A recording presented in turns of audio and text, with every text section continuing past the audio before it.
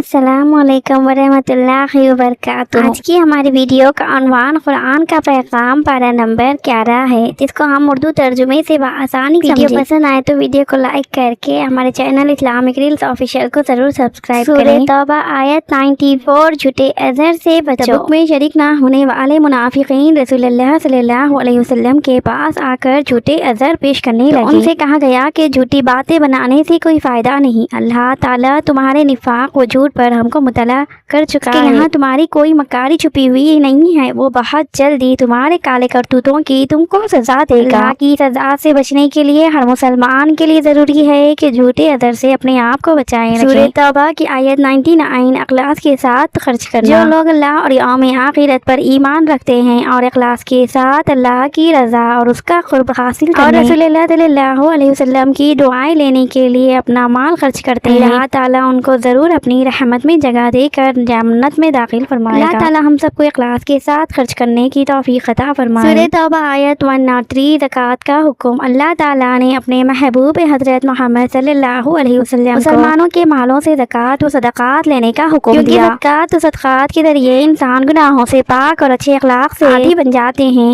और उनकी नेकियों में बरकत और माल में तरक्की होती है। बुरे अखलाक और गुनाहों से हिफाजत और नेकियों में इजाफे के लिए हर मुसलमान को अपने माल की ज़कात निकालना जरूरी है। तौबा आयत 111। मोमिन की जान व माल की खरीदारी। मोमिन की जान माल की खरीदारी। अल्लाह ताला ने हमको पैदा फरमाया, वही हमारी जान का मालिक है। उसके बावजूद उसने हमारी जान व माल को जन्नत के बदले खरीद लिया है। लिहाजा जो भी मोमिन जान व माल को अल्लाह की मर्जी के मुताबिक इस्तेमाल करेगा और जरूरत पड़ने पर उन्हें राह खुदा में कुर्बान करेगा, अल्लाह ताला उसको आला तरीन जन्नत में दाखिल करेगा और बेशुमार नेमतें अता फरमाएगा। और कौन है जो अल्लाह से ज्यादा अपने आहद को पूरा करने वाला हो। सबको जन्नत और उसकी नेमतें हासिल करने के लिए अपना जान व माल अल्लाह की मर्जी के मुताबिक खर्च करना चाहिए। सूरह तौबा 22। इल्म हासिल करने की अहमियत। अगर हर काम करने के लिए सारे के सारे आदमी उठ खड़े हो तो काम भी ठीक ना होगा और दूसरे तमाम पड़े रह जाएंगे। इसके लिए मेहनत आपस में बांट लेनी चाहिए और हर काम के लिए वही लोग तैयार होने चाहिए जो उस काम में अहल हो। चुनांचे फरमाया गया कि मुसलमानों के लिए ये भी मुनासिब नहीं कि वो हमेशा सबके सब अल्लाह के रास्ते में निकल खड़े। लिहाजा ऐसा क्यों ना हो कि उनकी हर बड़ी जमात में से कुछ लोग अल्लाह के रास्ते में निकला करें और कुछ अपने वतन में रह जाया करे, ताकि बाकी मानदा लोग दीन की समझ बूझ हासिल करते रहें। मालूम हुआ कि जिस तरह दावती मकासद को लेकर अल्लाह के रास्ते में निकलना उम्मत मुस्लिमा की एक जरूरत है, दीन का इल्म हासिल करना भी उम्मत की एक अहम जरूरत है। जो लोग अल्लाह सुब्हानहू तआला के रास्ते में नहीं जा सकते वो अपने मुकाम पर रहकर दीन का इल्म हासिल करें। सूरह यूनुस आयत 5। चांद और सूरज के फवाइद। अल्लाह सुब्हानहू तआला ने अपनी कुदरत से चांद व सूरज बनाए, सूरज की रोशनी और चांद को नूर अता फरमाया और उनकी गर्दिश के लिए कुछ मंजिलें तय फरमा दी, जिसके नतीजे में हम दोनों की गिनती और महीनों का हिसाब मालूम हो जाता है। पता चला कि उसका खने इल्म में उसकी बनाई हुई कोई चीज बेमकसद नहीं। फिर भी जब वो बड़े बड़े और अजीम शान कामों को तन्हा अंजाम दे रहा तो वही इबादत का मुस्तहिक है। उसकी ज़ात व सिफात में किसी को शिर्क का शरीक करना जुल्म है। सूरह यूनुस आयत 2। इंसान की एहसान फरामोशी। इंसान की नाशुक्री और एहसान फरामोशी के बारे में फरमाया कि वो मामूली सी मुसीबत से घबरा जाता है, बेसब्री करने लगता है और जब जरा सी राहत व नेमत मिलती है जाने लगता है और अपनी हकीकी एहसान करने वाले को भूल जाता है। हालांकि ईमान का तकाजा यह है कि ईमान वाला हर वक्त अल्लाह ताला को याद रखे, मुसीबत में सब्र और राहत में शुक्र अदा करता है। राहत में अल्लाह को याद करता है, अल्लाह उसे मुसीबत में याद रखता है। सूरह यूनुस आयत 15। पैगंबर अल्लाह के अहकाम का ताबे होता है। मुशरिकीन अपने बुतों की मज़म्मत सुनकर हुजूर सल्लल्लाहु अलैहि वसल्लम से दरख्वास्त करते हैं कि जिन आयतों में हमारी बुतों की बुराई बयान की गई है या तो उनको अपने रहब से कहकर बदल दीजिए या ऐसा कुरान हमारे सामने पेश कीजिए जिसमें कुफर व शिर्क की मज़म्मत ना हो। जवाब दिया गया कि किसी फरिश्ते या रसूल को अल्लाह के अहकाम या कुरानी आयत को तब्दील करने का कोई इख्तियार नहीं, वो अल्लाह के हुक्म और उसकी वही के ताबे होते हैं। अल्लाह के अहकाम को बदलना बड़ी मासियत व नाफरमानी और बड़े सख्त अज़ाब का सबब है। यूनुस आयत 20। अहले जन्नत को अल्लाह का दीदार। जब जन्नती लोग जन्नत की नेमतों में मगन हो चुके होंगे तो अल्लाह सुब्हानहू तआला अपने बंदों से फरमाएगा, मैंने तुमसे एक वादा किया था जिसे अब पूरा करना चाहता हूँ। अहले जन्नत कहेंगे कि ऐ अल्लाह, आपने हमें जहन्नम से बचाकर जन्नत में दाखिल करके तमाम वादे पूरे कर दिए,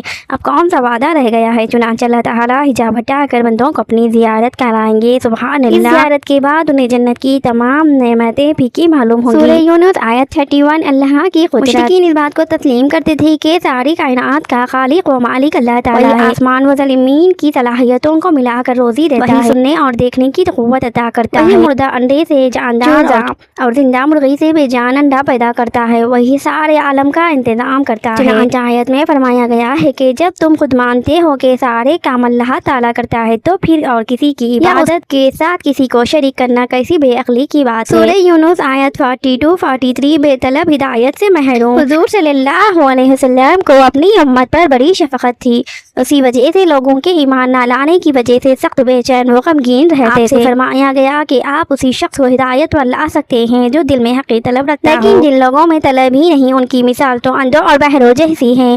آپ ایسے بے طلب لوگوں کو نہ کوئی ہدایت کی بات سنا سکتے ہیں اور نہ سیدھا راستہ ہی دکھا سکتے ہیں۔ ان کی کوئی ذمہ داری آپ پر نہیں ہے، خود ہی اپنے اوپر ظلم کر کے دوزخ کے راستے پر چل رہے ہیں۔ سورہ یونس آیت 54 قیامت کے دن کی شرمندگی۔ جو لوگ آج دنیا میں مال و دولت کمانے کے پیچھے پڑے رہتے اور کفر و شرک اور گناہوں میں زندگی گزار رہے ہیں، جب وہ قیامت کے دن عذاب دیکھیں گے تو اس دن کی ندامت اور لوگوں کے سامنے ذلت سے بچنے کے لیے دنیا کا سارا خزانہ فدیہ میں دینے کے لیے تیار ہو جائیں گے، مگر اس دن کچھ کام نہیں آئے گا۔ کفر و شرک اور گناہوں کی پوری سزا بھگتنی پڑے گی۔ سورہ یونس آیت 59 شریعت میں منمانی مت کرو۔ مشرکین اپنی طرف سے بعض چیزوں کو حلال اور بعض چیزوں کو حرام کر لیا کرتے تھے۔ انہیں تنبیہ کرتے ہوئے فرمایا کہ حلال و حرام کا اختیار صرف اللہ تعالیٰ کو ہے، اس نے مفید چیزوں کو اپنے بندوں کے لیے حلال اور غیر مفید چیزوں کو حرام کیا ہے۔ جو لوگ اللہ کے احکام کو بدلنے کی کوشش کرتے ہیں اور حلال رزق کو حرام کر کے اس کی ناشکری کرتے ہیں، اگر ان کو آخرت کے عذاب کا خوف اور اللہ کی گرفت کا یقین ہوتا ہے تو شریعت کے احکام میں منمانی نہ کرتے۔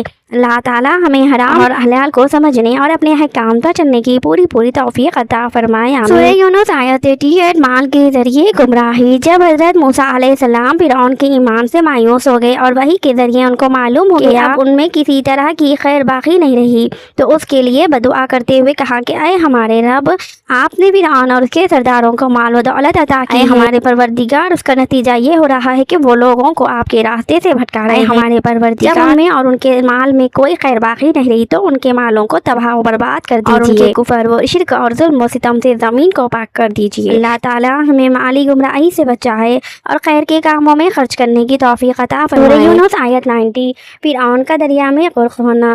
حضرت موسیٰ علیہ السلام بنی اسرائیل کو لے کر مصر سے لے کر چلے اور جب دریا پار کرنے لگے تو فرعون ان کو پکڑنے کے لیے بحر قلزم کے کنارے پہنچ گیا اور خشک راستہ دے کر سب نے اپنے گھوڑے سمندر میں ڈال دیے۔ فرعونی فوج دریا کے بیچ پہ پہنچ گئی تو اللہ کے حکم سے پانی مل گیا، اپنے لشکر کے ساتھ دریا میں غرق ہو گیا۔ معلوم ہوا کہ نافرمانی کا انجام ہلاکت ہے۔ اللہ تعالیٰ نافرمانی سے ہم سب کی حفاظت فرمائے، آمین۔ سورہ یونس آیت 92 فرعون کی نعش عبرت کا نمونہ۔ اللہ تعالیٰ نے فرعون اور اس کے لشکر کو دریا میں غرق کر دیا، مگر اس نے اپنی قدرت سے اس کی لاش کو محفوظ رکھا اور وہ سمندر کی سطح پر تیرتی رہی تاکہ لوگ اس کو دیکھ کر عبرت حاصل کریں۔ چنانچہ ملقین کی تحقیق کے مطابق آج بھی اس کی لاش قاہرہ کے عجائب گھر میں محفوظ ہے، جو قرآن کریم کی سچائی کا منہ بولتا ثبوت اور سیاحوں کے لیے سامان عبرت ہے۔ اللہ تعالیٰ ہمیں عبرت کی آنکھیں عطا فرمائیں۔ سورہ یونس آیت 108 ہدایت کا نفع اور گمراہی کا نقصان۔ اللہ تعالیٰ نے رسول کے ذریعے دنیا کے تمام انسانوں تک ہدایت پہنچا، اس کو قبول کرے گا